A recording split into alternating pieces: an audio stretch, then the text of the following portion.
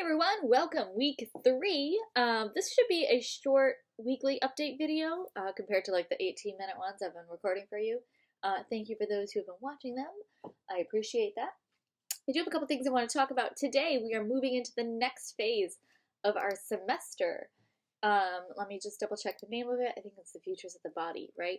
Of course, I'm not open to that screen at the moment. Yes, the Future of the Body. We're in phase 2 right now. So we're transitioning away from technopanics, and the reason once again, I mentioned this earlier in the semester, that I started with technopanics was really to get us in the mind frame to think about different technologies that we were afraid of, we as in like society in general, before, in times past, that seem commonplace to us now.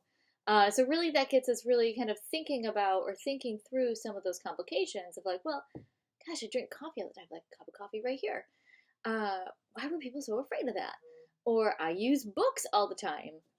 Obviously. Why were people afraid of the printing press? Like, this is something that's so natural to us.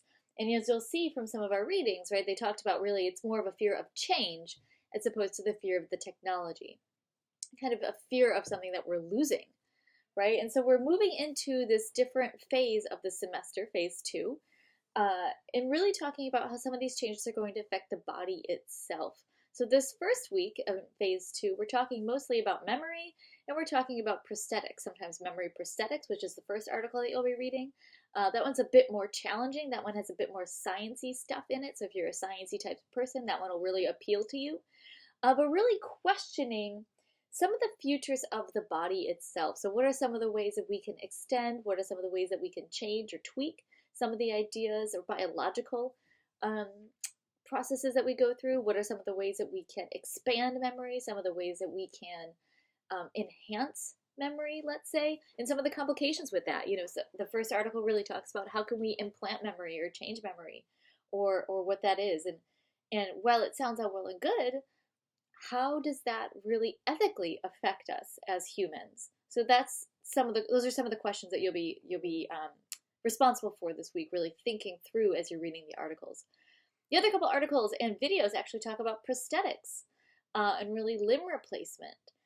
Sometimes people use prosthetics in various ways. You know, sometimes people go through very traumatic injuries and have limbs replaced.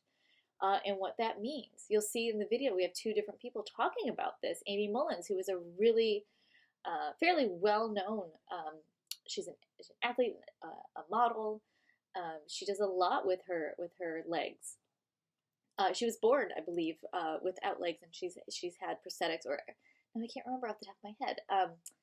Was she born without legs, or she had them amputated at a very young age because they were she couldn't use them. I'm sorry, I can't remember that right now, but she explains all of this in her video. She gives a TED Talk about her 12 pairs of legs, and really talks about how they have different functions and what that means. And you know, are we biologically limited with the legs that we are born with, as opposed to, you know, a prosthetic leg or a prosthetic arm or even a prosthetic memory? As we're talking about that, when we say prosthetics, we're talking about something that is used to take the place of something else.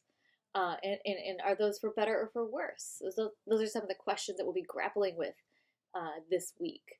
So really pay attention to that. So I really want you to think about that. And then a couple of the other questions, like I said, what are some existing futures of the body? And then really keep in mind as you're reading and watching, what are some experiences people have with prosthetics for good and for ill? There are some challenges there. You know, that people experience.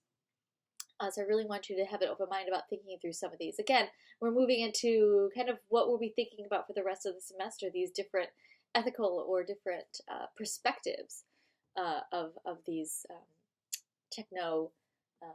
technological developments. So really keep that in mind.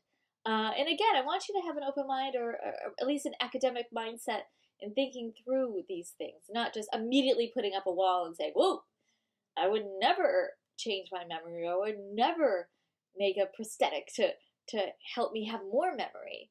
But really, you know, kind of wade through the pros and cons of what that might mean. That's really all I have for today.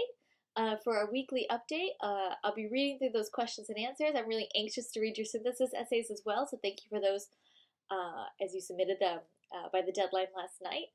And also the questions and answers. You're doing a good job. I do want to see you really, as the semester progresses and we start doing this more and more, obviously you'll get more practice at writing really good questions. Some of them have been really good so far too, but I want to see that continuing throughout the semester. So good work on that. Just make sure you are paying attention to your group assignments. Those are linked in the modules.